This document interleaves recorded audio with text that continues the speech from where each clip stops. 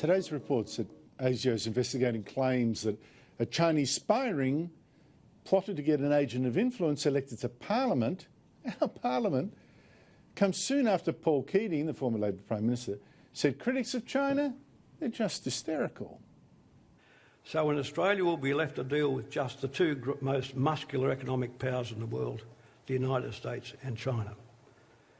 But unfortunately, the debate in Australia has markedly degenerated in respect of the preponderant Asian economic power, China.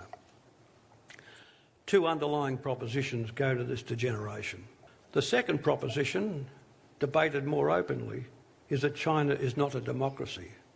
Well, God help us if we are limited or slated to deal only with democracies.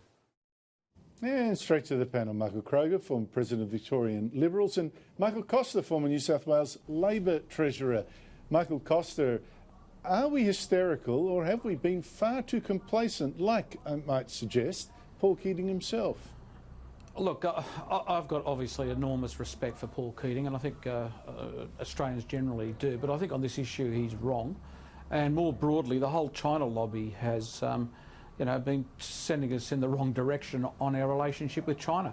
Even the comments that Paul made, I think, missed the point. We can deal with anybody in terms of trade. I mean, as I've said on many occasions, I mean, trade's in our mutual interest, but trade should not dictate our political approaches or our philosophy of life. I mean, we are a democracy. We are a believer in the rights of people. The Chinese clearly are not that. It's a kleptocracy. We're seeing very clearly what's happening in Hong Kong. People by their millions are voting against the Chinese regime. They know. They're closer than anybody. They understand the problems with China. And, you can do both things. You can trade, but we shouldn't sell our principles for trade. If the Chinese don't want to trade with us, let them find their resources elsewhere. But I'm telling you, the reason they trade with us is because, we're the best supplier of those resources. And, we shouldn't sell our soul for trade. Michael?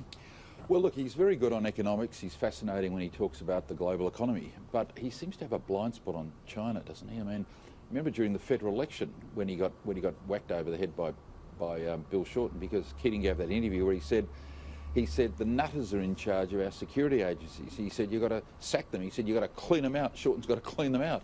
I mean, he does have this strange view about China. Now, he's on the advisory board of the International Advisory Board of the China Development Bank. He has been for many years. I mean, obviously the details of that ought to be disclosed, but his views on China are very strange. They're not consistent with the more measured approach he takes to when he talks about the international economy.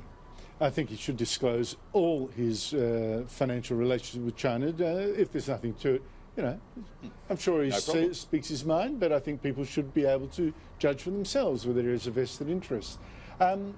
Today's report, Michael Costa, that ASIO is investigating whether a Chinese spy ring offered to pay $1 million to a Melbourne car dealer, Bo Zhao, to run for Parliament in the Victorian seat of Chisholm when he was a member of the Liberals.